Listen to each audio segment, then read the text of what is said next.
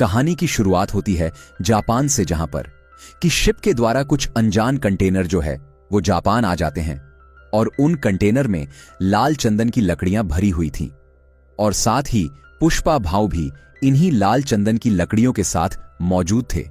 जब जापानियों ने इन्हें देखा तो उन्होंने पुष्पा भाऊ को उल्टा टांग दिया था, लेकिन जैसे तैसे पुष्पा भाऊ ने अपने हाथ छुड़ाए और इन जापानियों से फाइट करने लगे। मालूम चलता है कि दरअसल में इन लोगों ने लाल चंदन की लकड़ियां तो अपने पास रखी, लेकिन कई दिनों से पेमेंट नहीं कर रहे थे, जिस वजह से पुष्पा भाऊ को ही यहां पर आना पड़ा। तो यहां पर पुष्पा भाऊ इन लोगों से एक बहुत ही तगड़ी फाइट करता है, लेकिन आखिर में पुष्प भाऊ को गोली लग जाती है और वह समुद्र में गिर जाता है। लेकिन तभी मालूम चलता है कि यह महज एक सपना था। तो अब मालूम चलता है कि पुष्पा भाऊ सिंडिकेट का लीडर बन चुका है और लाल चंदन की लकड़ियों को कहां पर भेजा जाना चाहिए, यह सब कुछ पुष्पा डिसाइड करता है। पुष्पा तो पूरी तरह से राज ही कर रहा था, लेकिन उसके बहुत सारे दुश्मन भी हैं। उनमें से पहले नंबर का दुश्मन है भंवर सिंह शेखावत, जो कि आईपीएस है। फिल्म के पहले भाग में पुष्पा ने शेखावत को नंगा दौड़ाया था, तो अपनी बेइज्जती का बदला लेने के लिए शेखावत कुछ भी कर सकता है, इसलिए वो एक प्लान बनाता है। जब पुष्पा के लड़के जंगल में जाकर लाल चंदन की लकड़ियों को काटने जाते हैं तो यहां पर भंवर सिंह शेखावत भी वहां पहुंचता और इन सभी को प्लान बनाकर अरेस्ट कर लेता है, क्योंकि लाल चंदन की तस्करी में हमेशा पुष्पा बच जाया करता था, क्योंकि उनके पास कोई भी सबूत नहीं थे।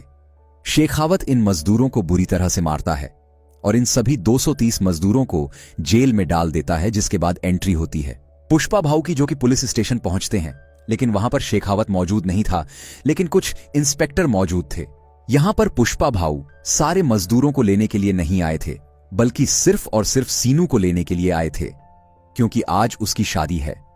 जब पुष्पा यहां से सीनू को ले जाने लगा तो उसने देखा कि सीनू के ऊपर बहुत सारे चोट के निशान हैं। जब उसने अपने सारे मजदूरों को देखा तो उसका दिमाग खराब हो गया, क्योंकि पुष्पा के सारे मजदूरों को सखावत ने बुरी तरह से मारा पीटा था। यह देखकर पुष्पा भाऊ पुलिस इंस्पेक्टर से कहता है कि इन लोगों पर शेखावत सर ने हाथ उठाया है, इसका मतलब कि आपने पुष्पा के ऊपर हाथ उठाया है, इसलिए वो यहां से इन सभी को लेकर जा रहा है। यह देखकर इंस्पेक्टर और बाकी पुलिस वाले कहते हैं कि अगर आप इन सभी लोगों को लेकर चले जाएंगे तो हमारी नौकरी भी चली जाएगी। यह सुनकर पुष्पा भाऊ इनसे कहता है कि आज से तुम्हारे रिटायरमेंट तक जितना भी पैसा तुम जोड़ने वाले हो, उन सारे पैसों को पुष्पा देगा, मतलब कि आज तुम्हारा रिटायरमेंट हो रहा है। पुष्पा उन सभी का रिटायरमेंट कर देता है। और जब शेखावत पुलिस स्टेशन पहुंचा तो वहां पर कोई भी मौजूद नहीं था। वो समझ गया था कि सभी को पुष्पा भाऊ ने खरीद लिया है। तो इस तरह से पुष्पा भाऊ इलीगल काम तो करता है, लेकिन वह अपने मजदूरों का बहुत ज्यादा ख्याल रखता है और साथ ही वह अपनी बीवी श्रीवल्ली से भी बहुत ज्यादा प्यार करता है।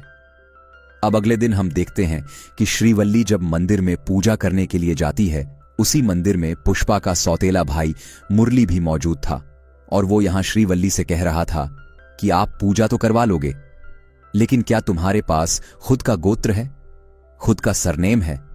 मुरली उन्हें हमेशा नीचा दिखाता है, लेकिन मुरली की बेटी कावेरी उन्हें पसंद करती है। वो उनके साथ रिश्ता निभाना चाहती है और कावेरी श्रीवल्ली को चाची बुलाती है, लेकिन मुरली कावेरी को मना करता है कि वो उनसे बात ना करें। तो पुष्पा श्रीवल्ली की सारी बात मानता है और आज पुष्पा सिद्धप्पा के साथ मिलकर सीएम से मिलने वाला था। इसलिए श्रीवल्ली यहां पर पुष्पा से कहती है कि अगर तुम जा ही रहे हो तो सीएम के साथ फोटो खिंचाकर लाना, ताकि हम उसे फ्रेम कराकर हॉल में लगाएंगे। पुष्पा ने अपनी पत्नी से वादा कर लिया था, लेकिन जब वो वहां पहुंचा तो वहां कुछ और ही हो गया। पुष्पा भले ही सिंडिकेट की ओर से सीएम को फंडिंग देता है, लेकिन सीएम यहां पर पुष्पा के साथ फोटो क्लिक नहीं करवाता है। उनका मानना यह है कि झूठी जो है वो पैर में ही रहना चाहिए, उन्हें हाथ में नहीं पहना करते। साथ ही उन्होंने श्रीवल्ली के बारे में भी एक दो बातें बोल दी थीं। यह देखकर यहां पर पुष्पा को बिल्कुल भी अच्छा नहीं लगा था। बाहर आने पर पुष्पा ने सिद्धप्पा से कहा कि अगर आप सीएम होते तो क्या आप भी मेरे साथ फोटो नहीं क्लिक करवाते? जिस पर कि सिद्धप्पा कहता है कि मैं चाहे कुछ भी बन जाऊं, मैं तेरे साथ फोटो जरूर क्लिक करवाऊंगी, क्योंकि तू मेरा भाई है। तब यहां पर पुष्पा ने उनसे कहा, तो फिर सीएम बनने की तैयारी कर लो। पुष्पा सिद्धप्पा से एकदम सीधा सवाल पूछता है कि सीएम बनने के लिए लगभग कितने रुपए की जरूरत पड़ेगी। सिद्धप्पा यहां पर कहता है कि लगभग 100 करोड़ की जरूरत पड़ेगी। पुष्पा यहां पर उससे कहता है कि मैं तुम्हें 500 करोड़ दूंगा, लेकिन सीएम तुम्हें ही बनना होगा। जिसके बाद सिद्धप्पा सेंट्रल मिनिस्टर से मिलने के लिए जाता है। सेंट्रल मिनिस्टर का एक भाई भी है और सिद्धप्पा पुष्पा के कहने पर ही सीएम की बात करने के लिए सेंट्रल मिनिस्टर के पास गया था। साथ ही पुष्पा ने उनके पास एक सोफा भिजवाया था जिसके अंदर 25 करोड़ थे। सिद्धप्पा ने जब ये सारी चीजें देखी तो उन्होंने पुष्पा से कहा कि ये सब कुछ ठीक नहीं है, इस तरह से पैसा बहाना ठीक नहीं है। क्योंकि लेकिन पुष्पा के पास कुछ प्लान थे जो कि वो सिद्धप्पा को बताता है। वो कहता है कि अब पुष्पा नेशनल नहीं रहा बल्कि इंटरनेशनल हो गया है। लाल चंदन की लकड़ियों की डील वो सिर्फ मुर्गन से किया करता था, जिसके बदले में उसे 1 टन पर सिर्फ 1.5 करोड़ मिला करते थे। लेकिन अगर वह इस डील को विदेश में लेकर जाए तो उसे 2 से 2.5 करोड़ रुपए मिल सकता है प्रत्येक टन पर। तो ज्यादा देर न करते हुए पुष्पा जो है वह तुरंत ही विदेश पहुंचता है, जहां पर कि उसकी मुलाकात होती है एक बहुत बड़े बिजनेसमैन से। वहां वो इन लाल चंदन की लकड़ियों की डील करता है और उसे 2000 क्विंटल लकड़ियों को उन्हें देना था। बदले में पुष्पा को 5000 करोड़ रुपए मिलने वाले थे। तो पुष्पा अपने सिंडिकेट के सारे मेंबर को एक्टिव कर देता है और उनसे कह देता है कि सारे जगह से मुझे लाल चंदन की लकड़ियां चाहिए हैं। तो सिंडिकेट के सारे मेंबर जो हैं वो लाल चंदन की लकड़ियों की जुगाड़ करने लगते हैं और वो लाकर वो पुष्पा को देने वाले थे। लेकिन तभी एंट्री होती है मंगल चीनू और उसकी वाइफ की। इन लोगों को मालूम चल जाता है कि पुष्पा जल्द ही 2000 क्विंटल लाल चंदन की लकड़ियों को बाहर भिजवाने वाला है। वो यह बात शेखावत से जाकर कहते हैं ताकि शेखावत उन्हें जब्त कर ले। साथ ही मंगल चीनू और उसकी वाइफ शेखावत से यह भी कहते हैं कि वो सिंडिकेट के मेंबरों को डराए धमकाए ताकि सारे सिंडिकेट के मेंबर डर जाएं और वो यह काम ना करें। बात कुछ ऐसी है कि मंगल चीनू खुद ही सिंडिकेट का प्रेसिडेंट बनना चाहता है। तो भंवर सिंह को जब यह बात मालूम चली तो उसने सारे चेकपोस्ट पर नाकाबंदी करवा दी। तभी चेकपोस्ट पर एक लाल चंदन से भरा ट्रक पहुंचा। शेखावत वहां पहुंचा और इस बार उसने बिल्कुल भी रहम नहीं की और उस सारे के सारे ट्रक को उसने जला दिया था। साथ ही सिंडिकेट का मेंबर जब यहां पर पहुंचा तो यहां पर भंवर सिंह ने उसे मौत के घाट उतार दिया था, जबकि मंगल चीनू चाह रहा था कि बस बो से डराए धमकाया। लेकिन भंवर सिंह कहता है कि उसका डराने का अंदाज थोड़ा अलग है। अगर मैंने इसे मार दिया है तो सिंडिकेट के बाकी मेंबर भी स्मगलिंग करने से डर जाएंगे। तो जो सिंडिकेट का मेंबर मारा गया है उसकी श्रद्धांजलि पर सभी लोग पहुंचे, सिर्फ और सिर्फ पुष्पा को छोड़कर। लेकिन तभी मंगल चीनू और यहीं के कुछ लोग जो हैं वो सिद्धप्पा से कहने लगते हैं कि अगर पुष्पा और भंवर सिंह के बीच में दोस्ती नहीं हुई तो वो ऐसे ही लोगों को मारता रहेगा और अगर ऐसा ही चलता रहेगा तो फिर पुष्पा को प्रेसिडेंट से हटा देना चाहिए। लेकिन सिद्धप्पा यह होने नहीं दे सकता, इसलिए सिद्धप्पा तुरंत ही भंवर सिंह के पास पहुंच जाता है और वो उसे कुछ रिश्वत वगैरह देने की कोशिश करता है। वो उसे लगभग 10 करोड़ रुपए दे रहा था, लेकिन भंवर सिंह नहीं मानता है। वो कहता है कि उस रात उसने मुझे नंगा दौड़ाया था, मैं उसे किसी भी हालत में उसे नहीं छोड़ने वाला। तभी यहां पर सिद्धप्पा कहता है कि अगर वह तुमसे माफी मांग ले और सभी के सामने सॉरी कह दे तो क्या तुम तब उसे माफ कर पाओगे? यह सुनने के बाद भंवर सिंह तुरंत ही हां कह देता है और कहता है कि पार्टी का इंतजाम करो ताकि सभी के सामने पुष्पा उससे माफी मांग सके। तो पार्टी के दिन सभी लोग यहां पर पहुंच जाते हैं। सभी लोगों को यह देखना था कि आखिर पुष्पा भंवर सिंह से माफी मांगता है या फिर नहीं, क्योंकि पुष्पा आज तक नहीं झुका है। क्या वो आज झुकने वाला था? तो पुष्पा सिद्धप्पा, श्रीवल्ली और कटलेट के कहने पर और सिंडिकेट की भलाई के लिए यहां पर उससे माफी मांगने के लिए कह देते हैं। पुष्पा भी बहुत ज्यादा शराब के नशे में था, इसलिए वो सभी के सामने भंवर सिंह से माफी मांग लेता है। यह सुनकर भंवर सिंह बहुत ज्यादा खुश हो जाता है, यहां तक कि उसने तो पुष्पा की आवाज रिकॉर्डिंग तक कर ली थी और यही बार बार सुन रहा था। लेकिन जब पुष्पा घर वापस जा रहा था तब उसे बहुत ही ज्यादा अजीब लगा और पार्टी के सारे लोग शॉक्ड थे कि आखिर पुष्पा ने सॉरी कैसे बोल दिया। पुष्पा को इतना ज्यादा बुरा लगा था कि वो तो आईने में अपनी शक्ल भी नहीं देख पा रहा था। उसे इतना तेज गुस्सा आता है कि वह सभी को सड़क पर ही छोड़ देता है और कार को वापस घुमाकर उसी पार्टी में वापस पहुंच जाता है। जब भंवर सिंह यहां से जाने वाला था तब पुष्पा यहां पर भंवर सिंह की कार को टक्कर मारता है तो भंवर सिंह स्विमिंग पूल में जाकर गिरता है। पुष्पा उसी स्विमिंग पूल में पेशाब भी करता है। भंवर सिंह को कुछ समझ नहीं आ रहा था कि आखिर यह सब कुछ हो क्या रहा है। पुष्पा यहां पर भंवर सिंह से कहता है कि पुष्पा एक ब्रांड है और वो किसी के सामने भी नहीं झुकता है। वो उससे कहता है कि मैं तुझे चैलेंज करता हूं, 2000 क्विंटल लाल चंदन की लकड़ियों को वो देश से बाहर भेज कर रहेगा।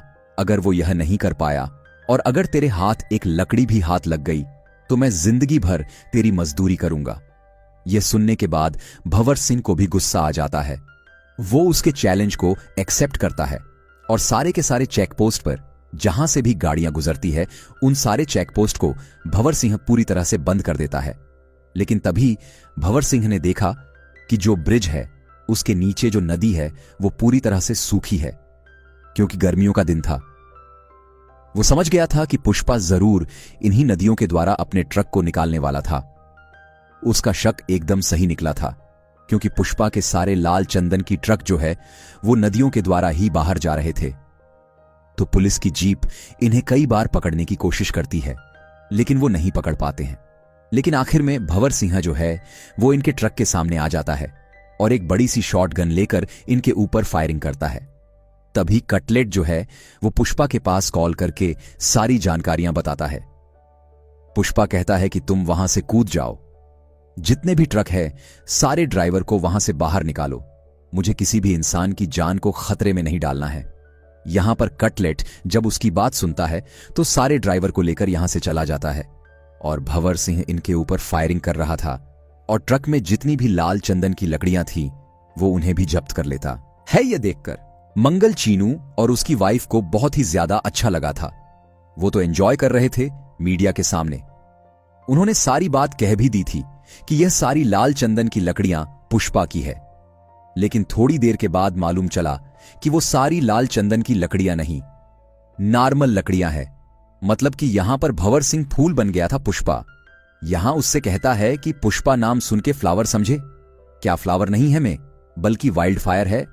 साथ ही इशारे में उसने यह भी कह दिया था कि जल्द ही वो इस सारी लाल चंदन की लकड़ियों को बॉर्डर क्रॉस करवाने वाला है। अगर तुम इन्हें रोक सकते हो तो रोक लो। तभी पुष्पा, श्रीवल्ली और पूरी फैमिली जो है वो माता काली के फेस्टिवल में पहुंचते हैं। वहां पर श्रीवल्ली को अचानक से चक्कर आने लगते हैं और मालूम चलता है कि श्रीवल्ली प्रेग्नेंट है। यह देखकर पुष्पा जो है वो काली माता का गेटअप धारण कर लेता है और फिर काली माता का एक तांडव करता है। श्रीवल्ली यहां पर पुष्पा से कहती है कि आखिर ये तुम क्या कर रहे हो, जिस पर कि पुष्पा कहता है कि मेरी एक इच्छा है, मैं काली माता से लड़की चाहता हूं, क्योंकि अगर लड़का हुआ तो उसे भी सरनेम देना पड़ेगा, लड़की हुई तो वो किसी दूसरे घर जाकर उसे कोई दूसरा सरनेम मिल जाएगा। तभी इसी जगह पर हम देखते हैं कि कुछ लोग जो हैं वो पुष्पा की भतीजी के साथ मिसबिहेव कर रहे थे, वो उसके साथ बदतमीजी कर रहे थे। ये देखकर पुष्पा को बहुत तेज गुस्सा आ जाता है और फिर लोगों से फाइट करना स्टार्ट कर देता है। लेकिन तभी यहां पर मुरली आ जाता है और वो पुष्पा से कहता है कि अगर तुम ये सब कुछ कर दोगे तब भी तुम्हें तुम्हारे बाप का नाम नहीं मिलेगा। तुम्हें ऐसा लग रहा है कि तुम हमारे साथ हो जाओगे, ऐसा कुछ भी नहीं हो सकता। तुम हमेशा अनाथ थे और हमेशा रहोगे, तुम्हारा कोई भी नहीं हो सकता। श्रीवल्ली को जब ये सारी बातें सुनाई दी तो उसने यहां पर मुरली को बहुत ही ज्यादा चिल्लाया। बाद में कावेरी के साथ जिन लोगों ने बदतमीजी की थी उन लोगों को मुरली ने आधा गंजा करवा दिया था। अब आगे हम देखते हैं कि मंगल चीनू और उसकी बीवी और भंवर सिंह शेखावत सीएम के पास पहुंचे।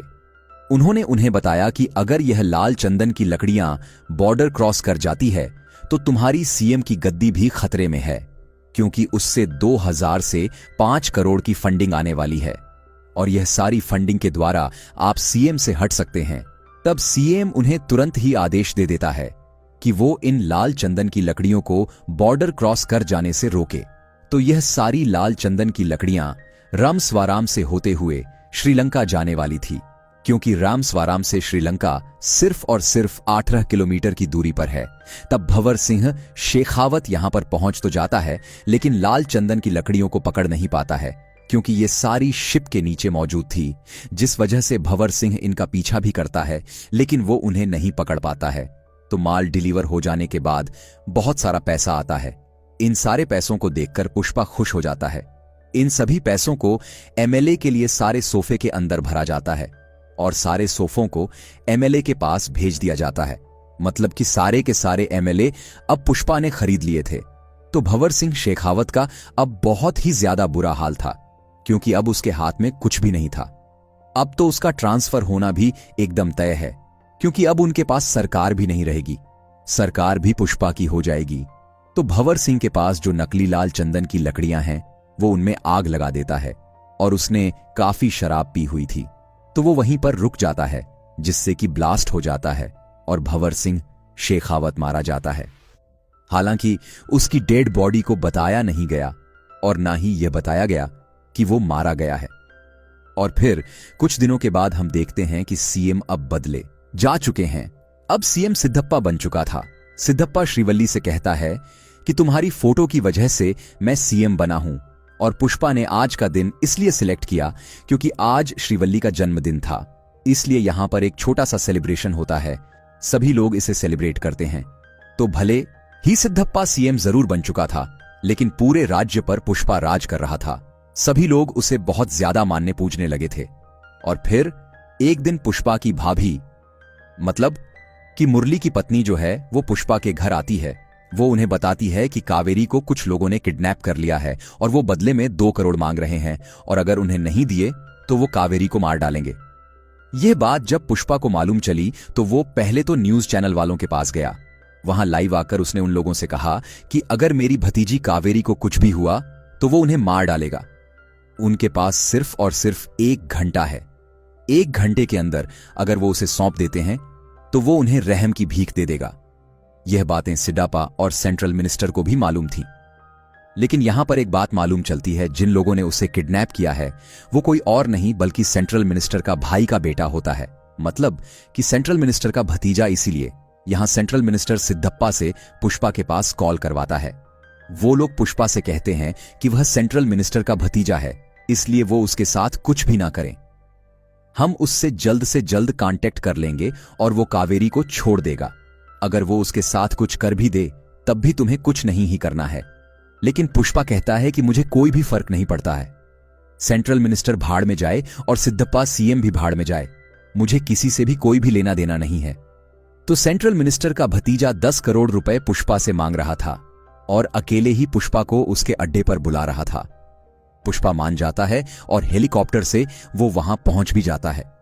यहां पर पहुंचकर सबसे पहले तो वो गन से फायर करता है, लेकिन बाद में मिनिस्टर का भतीजा पुष्पा से कहता है कि तेरी भतीजे के ऊपर भी गन पॉइंट है, इसलिए तुझे थोड़ा ठंडा रहना पड़ेगा। तो यहां पुष्पा उन्हें गन दे देता है और बाद में ये लोग पुष्पा को बुरी तरह से मारने लगते हैं। इन्हें बहुत अच्छे से मालूम है कि पुष्पा के हाथ बंधे रहने के बावजूद यह कमाल कर सकता है और सभी को बुरी तरह से मार भी सकता है। इसलिए इस बार वो बिल्कुल भी रिस्क नहीं लेते हैं। इस बार वो उसके हाथ बांधते हैं, पैर भी बांधते हैं और फिर वो लोग कावेरी की इज्जत पर हाथ भी डालने लगते हैं। यह देखकर पुष्पा को बहुत ही तेज गुस्सा आता है और फिर वो उड़ उड़कर इन्हें मुंह से काट काट कर बुरी तरह से मार डालने लगता है। तो मिनिस्टर का भाई भी वहां पहुंच चुका था, तो पुष्पा ने मिनिस्टर के भाई समेत भतीजे को भी मार डाला था। यह सारी बातें जब मिनिस्टर को मालूम चली तो वो तो पूरी तरह से पागल हो चुका था। अब अगले सीन में हम देखते हैं कि पुष्पा जब अपने घर होता है तब उसके घर पर मुरली आता है। मुरली को अपनी गलती का एहसास हो गया था, इसलिए वो पुष्पा और पूरी फैमिली से माफी मांगने के लिए आया था। वो कहता है कि मुझे बहुत अच्छे से मालूम चल गया है कि आप ही मेरी फैमिली हो। मैं सिर्फ यहां पर कावेरी का कार्ड देने के लिए आया हूं, क्योंकि उसकी शादी होने वाली है और कावेरी ने मुझसे कहा है कि अगर पुष्पा भाऊ इस शादी में नहीं आते हैं तो मैं मंडप में नहीं बैठने वाली। तब श्रीवल्ली यहां पर पुष्पा को बताती है कि सारे कार्ड पर मां का नाम है और साथ ही तुम्हारा नाम भी है। यह देखकर पुष्पा बहुत ज्यादा इमोशनल हो जाता है और पूरी फैमिली समेत वो कावेरी की शादी में पहुंचते हैं। सभी लोगों ने एक दूसरे को माफ कर दिया था और अब आगे बढ़ चुके थे और यहां मिनिस्टर के घर पर मातम छाया हुआ था, क्योंकि मिनिस्टर का भाई और मिनिस्टर का भाई का बेटा जो है वह मारे गए थे। यहां पर एक आदमी आता है जिसके हाथ में पार्सल था। जैसे ही वो मिनिस्टर के पास उसे लेकर आता है, अचानक से उसे एक आदमी पहाड़ी पर से ब्लास्ट कर देता है और यहीं पर यह फिल्म खत्म हो जाती है। वो आदमी कौन था यह नहीं बताया गया, लेकिन पुष्पा 3 का अनाउंसमेंट कर दिया गया है, जिसका नाम है पुष्पा द रैम्पेज। वीडियो को आखिर तक देखने के लिए आपका बहुत बहुत धन्यवाद।